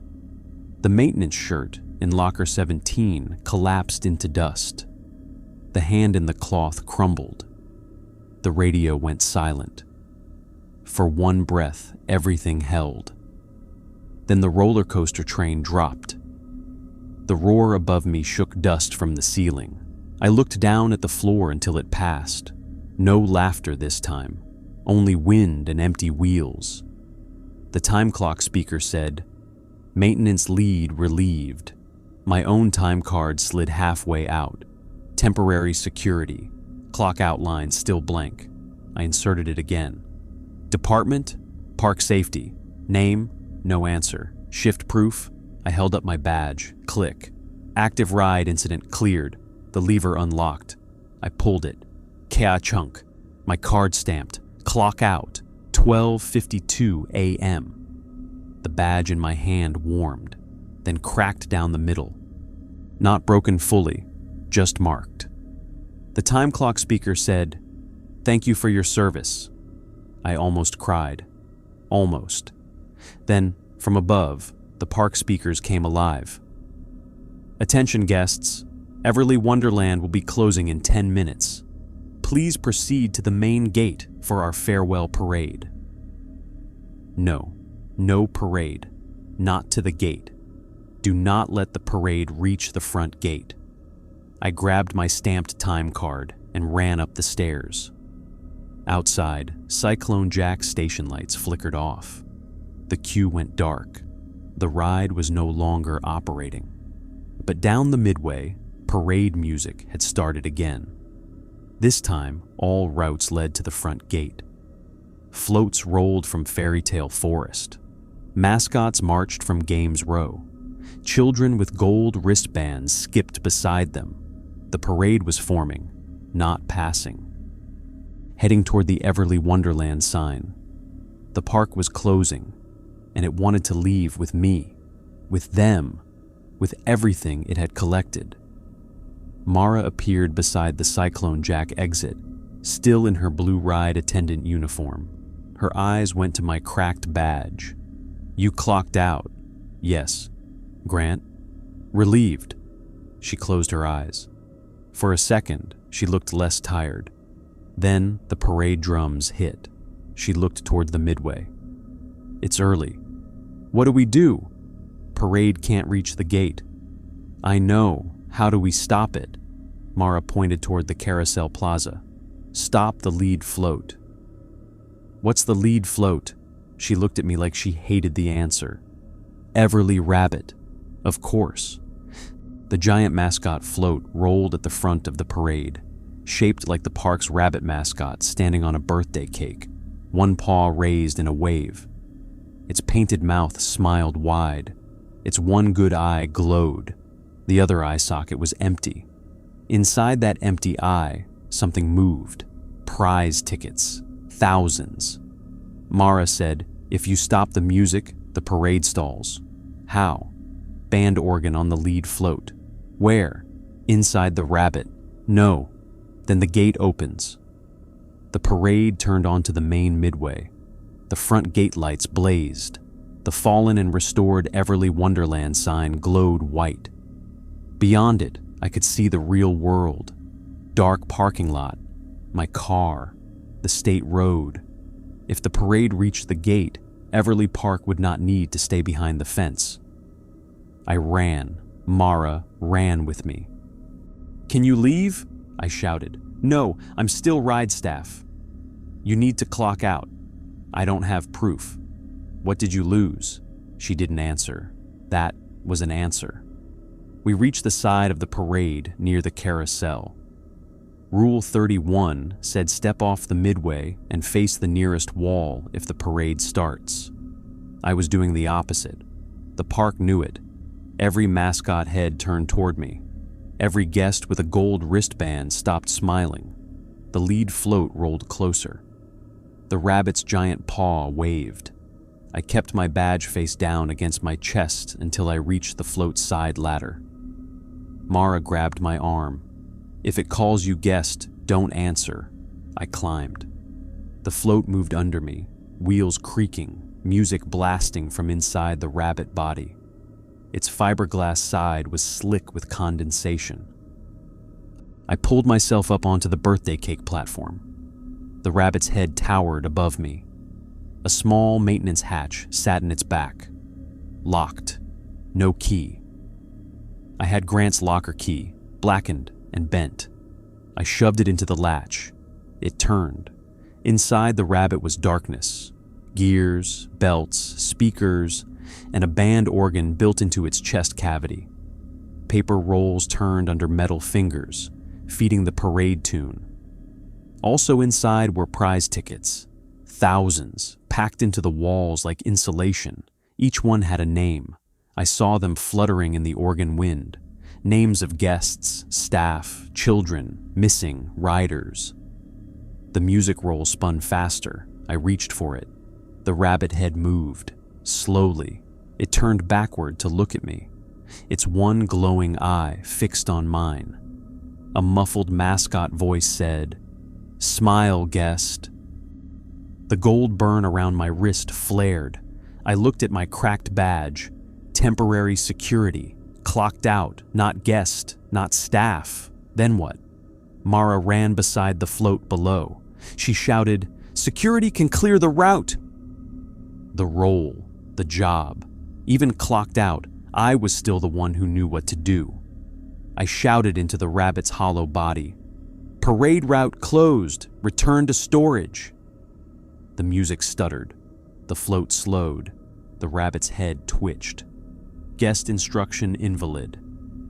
I pressed my cracked badge against the organ housing. Park safety order. The organ shrieked. The paper roll tore. The parade music collapsed into warped notes. The lead float jerked hard enough that I slammed into the gears. Below, the parade stalled. Floats bumped behind one another. Mascots staggered. Gold-banded guests froze. The front gate lights flickered. I grabbed the torn music roll and yanked. It ripped free. For 1 second, every speaker in Everly Park went silent. Then the rabbit whispered from inside the head, "No farewell." I tore the roll in half. The float stopped. The entire parade stopped with it. Mara climbed halfway up the ladder and reached for me. "Down!" The rabbit's fiberglass paw swung backward, not mechanical, alive. It struck the platform where I had been standing a second before. I jumped for the ladder. Mara caught my jacket and pulled. We hit the pavement together. Behind us, the lead float split open. Prize tickets burst into the air like a swarm. Every ticket fluttered with a name. They stuck to guests, to mascots, to rides, to the midway pavement. One landed on my chest. I slapped it away before I read it. The park speakers crackled. No music now, just static. Then the cheerful voice returned, distorted and furious beneath the cheer. "Everly Wonderland is experiencing a brief delay. Please remain inside the park." The front gate slammed shut. The parade did not move. Mara laughed once, breathless. "You stopped it, for now." The main park clock struck 1 a.m. From the security office, the phone began ringing. I heard it across the entire park. 1 ring, 2, 3. Mara looked toward the office. "Don't answer." I already knew that. Then the office lamp went out. Rule 29 said, "Copy the new route into the night log only if the security office lamp remains on." No lamp, no log, no copying. The park map could change all it wanted. I would not write its route. Then Cyclone Jack's lights turned on again. Not fully, only the station. The train rolled slowly into view on the track above us. It stopped with riders visible. Rule 25, do not count them. I looked down, but the riders spoke together. 23. Mara went still beside me. The train remained stopped. A child's voice from the first car said, "1 missing." I looked at Mara. Her face had gone blank with terror. The child repeated, "1 missing." Mara whispered, "No." The train's restraint bars opened with a metal clack. 23 empty seats waited. No. 22. 1 seat glowed gold. The park had stopped trying to make me the guest. Now it wanted the ride attendant back. Mara stepped away from me. "No," I said. She looked at me with tears in her eyes. "I loaded them." "You didn't take them." "I loaded them." The train lights flickered. The child's voice said, "Finish the ride." Mara walked toward Cyclone Jack. I grabbed her wrist. Her skin was ice cold. "Mara, don't!" She looked at my hand, then at me. You clocked out because someone else was relieved. Grant, Claire, Mara needed proof. What did you lose? I asked. She tried to pull free. What did you lose? The train above us clicked. Mara whispered, My brother. The gold seat on Cyclone Jack glowed brighter, and in that seat, a little boy appeared, smiling down at us with a silver wristband on his arm. The little boy in the gold-lit seat smiled down at us from Cyclone Jack. He looked maybe 8 years old, small, dark hair, round cheeks, a park t-shirt 2 sizes too big, a silver wristband around one arm, not gold, silver. I remembered the rule. If you find a lost child, ask for their wristband color. If they say silver, take them to guest services. Silver meant lost. Silver meant guest services. Silver meant the child was supposed to be returned. Mara stared up at him like the world had ended in front of her more than once. Noah, she whispered. The boy waved. Not like a mascot. Not like one of the gold band children. Like a real child who had spotted someone he loved in a crowd. Mara, he called. You're late. Her knees buckled. I grabbed her before she hit the ground. Above us, the roller coaster train sat motionless on the track, empty except for him. Restraints open. The pumpkin grin front car flickering under orange lights. The tracks behind it vanished into darkness. The boy looked down at me. Are you security? I could not answer quickly enough. Mara did. He is. The boy's smile faded. Then he can take me to guest services. The park became very still. Every light in Everly Wonderland dimmed, except the orange lamps around Cyclone Jack and the white glow from the front gate far down the midway. The stalled parade sat frozen behind us. Mascots leaned in odd positions. Floats waited. Prize tickets stuck to the pavement and twitched in the cold. Mara grabbed my sleeve. Don't, she said. The boy's face changed. Hurt. Mara? Her eyes filled. I'm sorry. He looked smaller then, more child than apparition. But you said if I got lost, I should find someone with a badge. My cracked security badge felt suddenly hot against my chest. I looked at Mara. What happened? Her lips trembled. I was 16, he was 8. I worked Fairy Tale Forest that summer. My mother brought him on closing weekend, and I told him I'd get him one last ride before we left. Cyclone Jack? She nodded. I wasn't supposed to. He was too short, just barely. But I knew the ride crew. I knew everyone. It was the last operating weekend of the season, and nobody cared anymore. Above us, the boy swung his feet under the restraint bar. The silver wristband glinted. Mara wiped at her face with the back of her hand. I loaded him in the back row. I told him I'd meet him when the train came back. Her voice cracked. The train came back empty. The boy on the ride tilted his head. No, he said. I'm still on it. The train creaked. The open restraints began to lower, one by one. Click, click, click. Mara pulled away from me. I have to get him. I held her arm tighter. You said the ride took the last guest. She looked up at the train. Noah was the last guest. That was when I understood the question Grant's voice kept asking through the rules.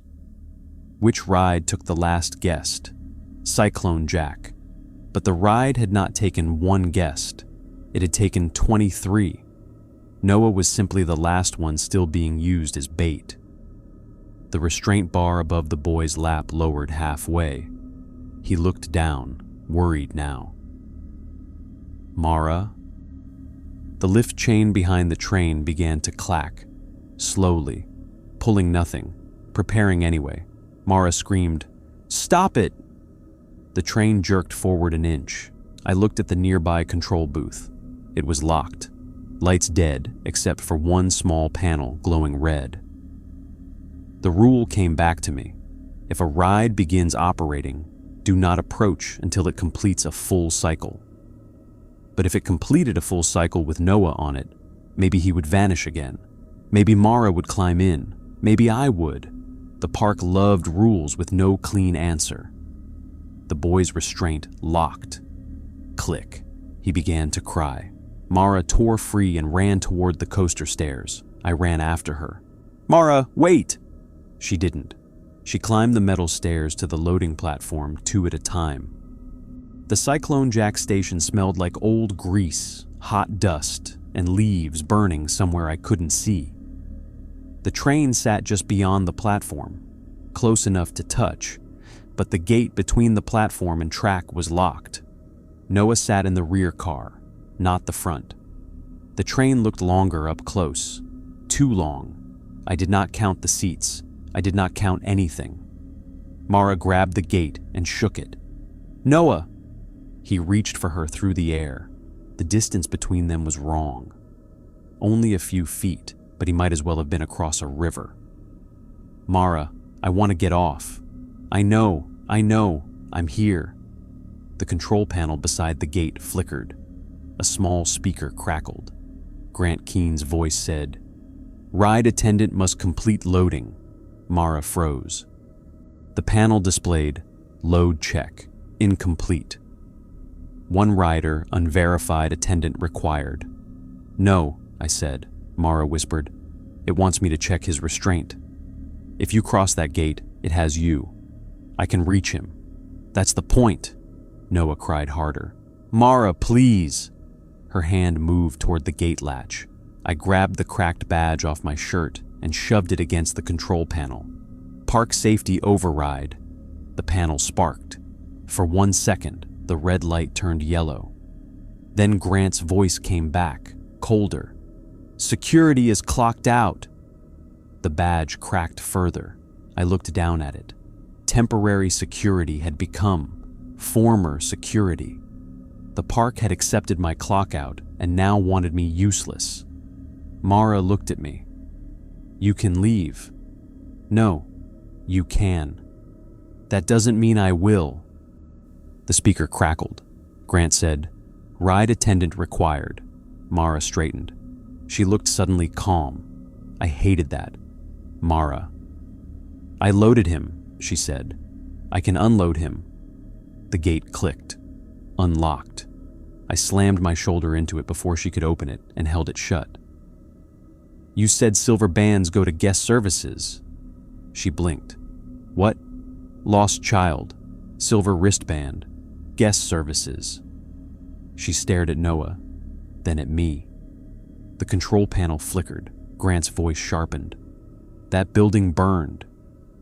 "Claire processed my badge," I said.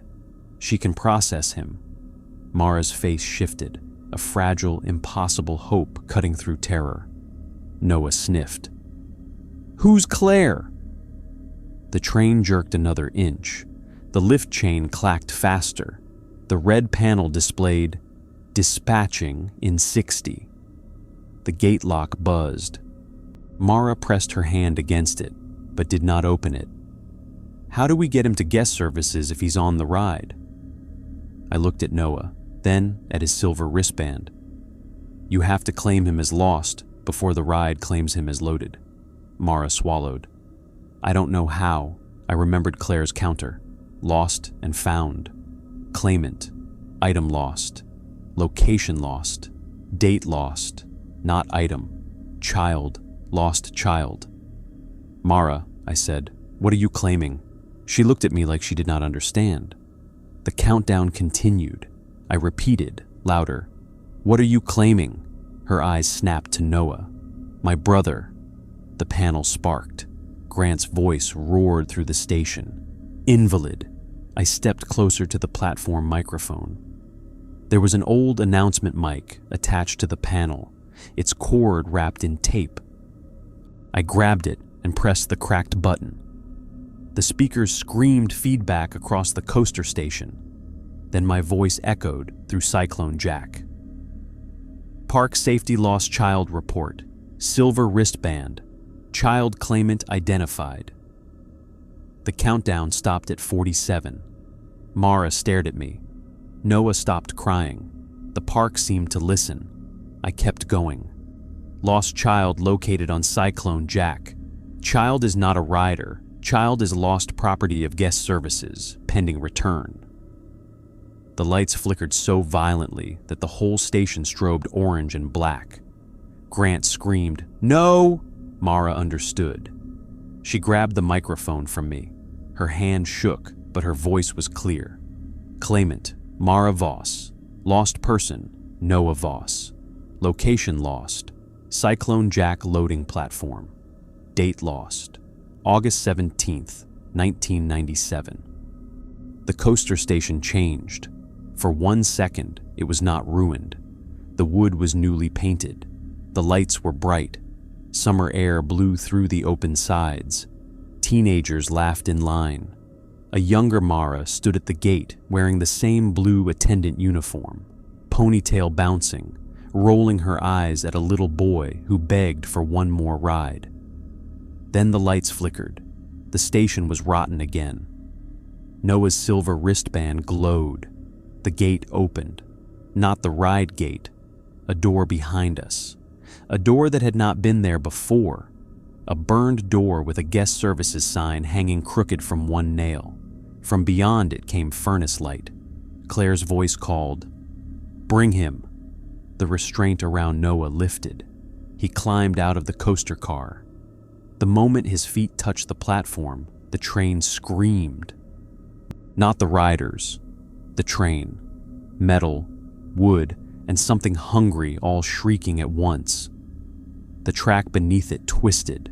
The pumpkin face on the front car opened its mouth. Noah ran. Mara ran to him. They met halfway across the loading platform, and for 1 second she had him in her arms.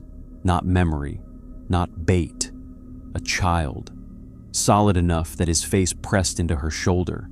She made a sound that hurt to hear. Then the coaster train lunged. No wheels moving, no track. The whole train slid backward toward them like a dark mouth being pulled by gravity.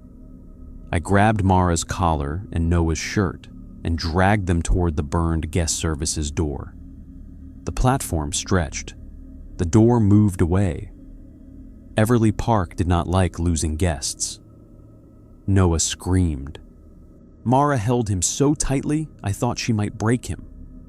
Behind us, Grant's voice filled the station. "Ride in motion! Stay behind the gate! Stay behind the gate! Stay behind the gate!" The train slammed into the platform edge. Boards shattered. I threw Mara and Noah through the guest services door and fell after them. The door slammed shut behind us. The roar of Cyclone Jack cut off instantly. We were in guest services, not burned, not fully. The room existed in between states. Half blackened ruin, half bright counter with clean windows and cheerful signs. Claire stood behind the lost and found counter, waiting. She looked at Noah. Her burned face softened. "Silver wristband?" Noah held out his arm. Claire looked at Mara. "Claim?" Mara lifted her chin. Noah Voss, lost August 17th, 1997, found on Cyclone Jack, returning to family. Claire placed a form on the counter. "Family available?" Mara's face crumpled. "Our parents are gone." Claire's expression did not change, but her voice gentled. "Family available?" Mara looked down at herself, at the blue uniform, at her hands still around Noah. Then she looked at me. "I'm not available, am I?" No one answered, because she already knew. She had been ride staff since 1997. She had never clocked out. She had never left Fairy Tale Forest. She had waited every night for a little brother she could not reach because the park kept making her a ride attendant before it let her be his sister. Noah held her hand. "Mara?" She knelt in front of him. "I'm here." Claire slid the form closer. "Family available?" Mara looked at the paper, then signed her name. Mara Voss. The ink sank in. Claire stamped the paper. Return approved. The silver wristband fell from Noah's arm. He looked suddenly tired, very tired, like a child who had stayed awake far longer than anyone should. "Can we go home now?" he asked. Mara cried again, but she was smiling through it. "Yeah," she said. "We can go." The guest services room warmed, not like fire, like sunlight through windows. The burned walls faded. The smoke smell softened. The counter became clean one last time. Behind Claire, rows of shelves appeared, filled with lost objects. Hats, toys, shoes, cameras, stuffed animals, park maps, wristbands, badges. 1,000 things people had lost at Everly Park and never claimed. Claire looked at me. "You still need to leave." "What about you?" She glanced at the shelves. "I have claims to process." "Can you clock out?" Her burned mouth twitched. "Someone has to stay until Lost and Found is empty." I wanted to argue. Then I looked at the shelves. They were already emptier than before. Names on prize tickets fluttered loose and vanished. A child's shoe disappeared. A ring, a camera strap, a baseball cap. Small pieces of people being returned to somewhere beyond the park's reach. Maybe Claire's work was ending. Maybe not tonight. Maybe that was the best the dead ever got in a place like Everly. Myra stood with Noah beside her. She looked younger now, not 16, not 25, something in between, less like a worker frozen in a shift, and more like a sister who had finally reached the end of a long hallway. "Thank you," she said. I nodded because my throat had closed. Noah looked at my cracked badge. "You're a good security." I almost laughed. "Don't tell the park." He smiled. Then he and Mara walked toward a door behind guest services that opened onto daylight. Not real daylight, not the parking lot, something soft and white and warm. Mara stopped at the threshold and looked back once. "Don't take the main gate if the farewell parade is waiting." "What do I take?" She smiled sadly. "Employee exit." Then she stepped through with her brother, and the door closed. Claire stamped another form. Somewhere outside, Everly Park screamed. Every speaker, every ride motor, every mascot head, every old ticket booth, a low metallic wooden electric scream. Claire looked toward the front of the building. Now it knows it lost the last guest. The floor shook. The park lights flickered. "What happens now?" I asked. Now it tries to replace him. My cracked badge heated against my chest. Former security, the letters changed. Temporary guest. "No," Claire saw it. "Employee exit. Now." "Where?" She pointed to the furnace. The lost and found furnace door stood open, orange flame alive again. Of course, every exit in these places was something no sane person wanted to enter. Claire said, "Not through the fire, behind it." I moved around the furnace and found a narrow service door hidden in the smoke-blackened wall. Above it was a sign so faded I almost missed it. "Employee exit." No re-entry. Good enough. I opened it. Cold night air hit my face. Beyond the door was a service lane I recognized near the maintenance sheds, only a short run from the employee gate and my car beyond it. The gate was visible, closed, locked, normal, too easy. Behind me, Claire said, "One more thing. Of course. If someone asks you to check their wristband on the way out, don't look." "Why?" "Because yours is gone." I looked at my wrist.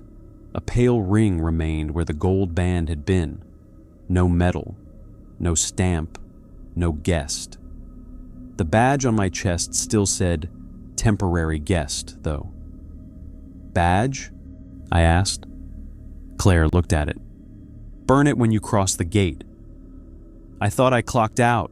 "You did. The park is correcting." I took one step out into the lane. Claire's voice followed me.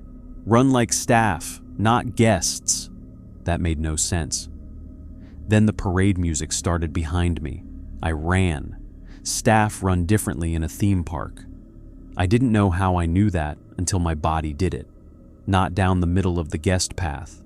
Not past bright signs, not toward music. I cut behind buildings, through service lanes, past dumpsters and maintenance sheds, along cracked pavement where weeds grew through the edges. Behind me, floats rolled.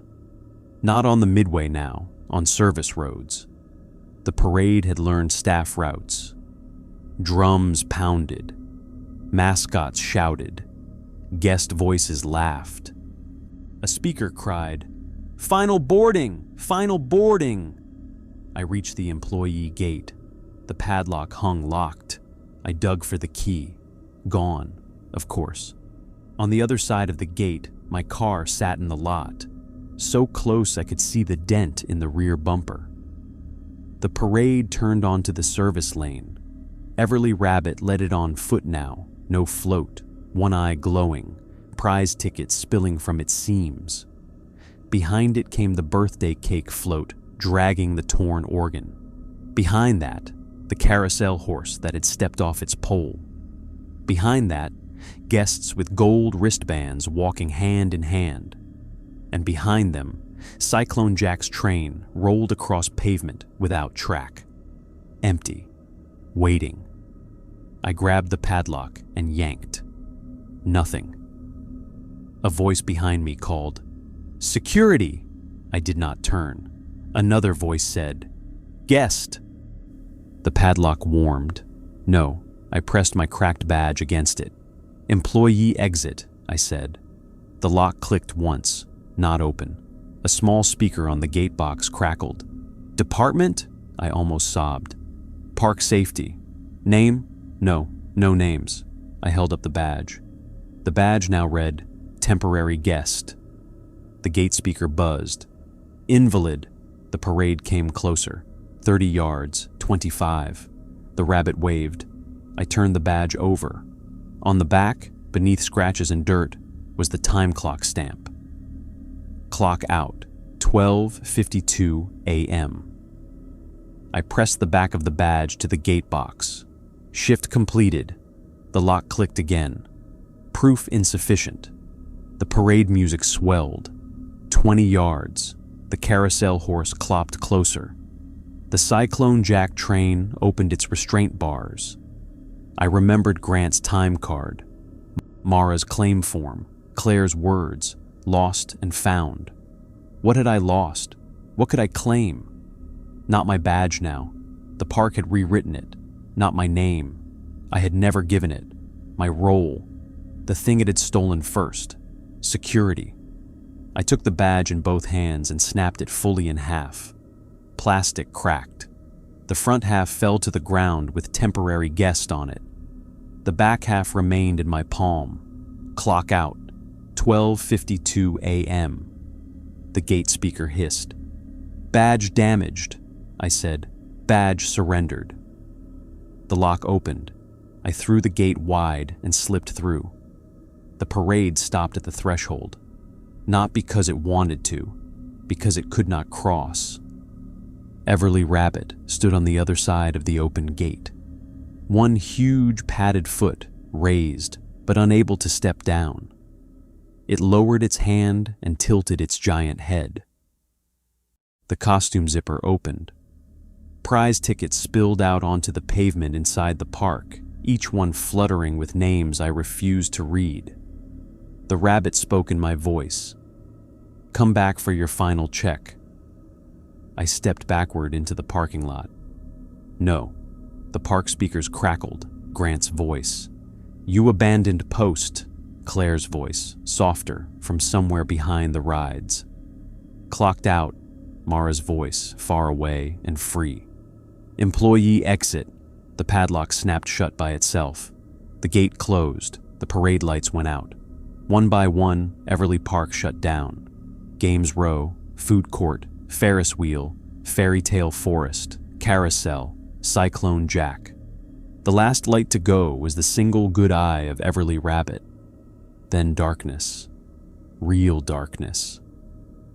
I stood in the parking lot breathing so hard my chest hurt, half of a security badge in my hand, the other half lying somewhere inside the gate.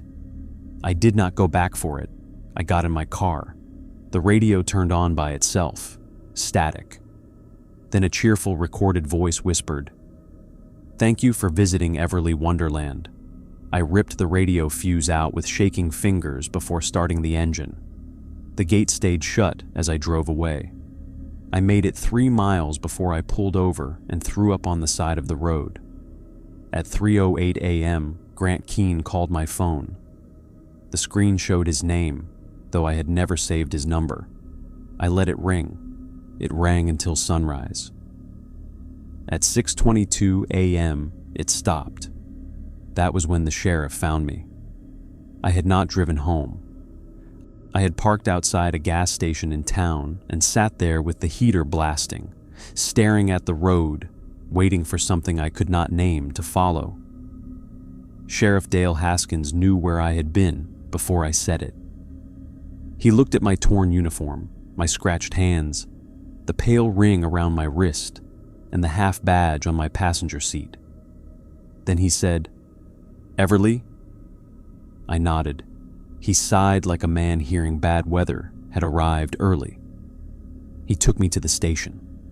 I told him everything, not because I thought he would believe me, because I needed another living person to know the order of it, the rules, the wristband, Grant, Mara, Claire, Noah, Cyclone Jack, the parade, the employee exit. When I finished, the sheriff rubbed his face with both hands. "No one gave you the orientation?" I laughed then, a short, ugly sound. "There was supposed to be an orientation?" "Keene used to do it. He's dead. I know. Then why is his number hiring people?" The sheriff had no answer, or didn't want to give it. He opened a drawer and pulled out an old file. Everly Park, not thin, not official enough. Inside were missing persons reports, fire reports, inspection letters, newspaper clippings, insurance documents, and photographs. The 1997 Cyclone Jack incident had 23 missing guests listed. One name circled in red, Noah Voss. Beside it, handwritten, "Last guest." Another file listed staff who were present that night. Mara Voss, ride attendant, missing. Claire Danton, guest services, presumed dead in 2003 fire. Grant Keene, maintenance, declared dead after remains recovered from maintenance tunnel, 2008. The sheriff tapped Grant's name. Parts of him, anyway. His hand? He did not answer. I didn't need him to. I gave the sheriff the half badge, the side with the clock-out stamp. He took it with tweezers and sealed it in an evidence bag. "What happens now?" I asked. "Now I call the property company and tell them no one guards Everly without town approval." "They won't listen." "No," he said. "They won't. Then people will go back." He looked out the window toward the direction of the park. People always go back. A week later, Everly Park made the news. Not local, online. A group of urban explorers broke in during daylight and filmed themselves climbing onto the bumper cars, walking through the arcade, and throwing rocks at the carousel horses. One of them found a gold wristband on the ground and put it on for a joke. The video cut off right after that. All 4 were found outside the gate the next morning, alive, barefoot, no memory after sunset. One had a broken wrist. One had prize tickets stuffed in his pockets. One kept saying, "The parade didn't know our names." The 4th refused to speak at all. On his arm was a pale ring where a wristband had been, not gold anymore, just a mark. Everly Park's sail fell through, then another, then another.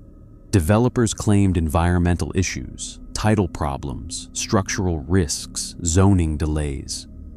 The fences went up higher. The front gate got new chains. Motion cameras were installed. They all failed after dark. The sheriff's office put up warning signs. No trespassing dangerous structures. Property under surveillance. Someone scratched beneath one. Park closed. Then beneath that, in smaller letters, not empty. I moved 2 towns over, quit security, took a day job in a hardware store where the scariest thing is someone asking me to explain plumbing. For a while, I thought that was enough distance. Then, 3 months after the night shift, I received an envelope with no return address. Inside was a ticket. Old, orange, Everly Wonderland admission ticket, stamped across the front, employee return. On the back, in blue ink, someone had written, Claire processed the last claim. Under it, lost and found, empty. I don't know if that means she got out. I hope it does. I burned the ticket in my kitchen sink. It burned orange, not blue. That felt important. I kept the ashes in a jar for one night, then drove to the town line and scattered them in running water, because I no longer trust trash cans with anything from that park. Last month, Sheriff Haskins called me. I almost didn't answer. He said workers were cutting trees along the old state road and found something near the drainage ditch below Everly Park. A box, metal, locked. Inside were staff badges, dozens of them, some cracked, some burned, some still readable. Mara Voss, Claire Danton, Grant Keene, other names, so many other names. At the bottom was the missing half of mine, the front half. But it no longer said temporary guest. It said temporary security clocked out. I asked what they did with the badges. The sheriff said they were logged as recovered property. Then, after a pause, he said they were being returned to families where possible. Returned how? I asked. He said, quietly. That was probably best. I have not gone back to Everly Park. I will not pretend I never think about it. I do, sometimes when I hear carnival music in a commercial. Sometimes when I pass a county fair and smell popcorn. Sometimes when I see a child with a paper wristband at a festival holding up their arm proudly because they got admitted. I look away. Once, in a grocery store parking lot, a little boy dropped a stuffed rabbit near my car. I picked it up. It had one eye missing. For one horrible second, I could hear parade drums. Then the boy's mother thanked me. The rabbit was just a rabbit, and I sat in my car for 15 minutes before I could drive. The worst part is that I understand why people miss places like Everly. Old parks have a kind of sadness people mistake for innocence. Faded signs, broken rides, maps to nowhere. They look like childhood died there. But childhood did not die at Everly Park. It was kept, stamped, ticketed, loaded, counted, denied exit. And the park did what parks do. It invited people in. So if you ever get hired to guard an abandoned theme park, ask who hired you. Ask when the park closed. Ask which ride took the last guest. If the answer is Cyclone Jack, do not take the job. If you take it anyway, read the night folder before dark. Patrol clockwise. Do not wave at mascots. Do not eat warm food. Do not look up at the red Ferris wheel gondola. If a child has a gold wristband, tell them the park is closed and walk away. If a child has a silver wristband, take them to guest services, but do not let guest services recognize you. If the parade starts, face the wall. If the park gives you a wristband, reclaim your badge before it learns your name. And if the speakers ever announce that Everly Wonderland is open, remember this. You are not a guest. You are not part of the fun. You are there to leave. Clock out before the park finds a reason to keep you.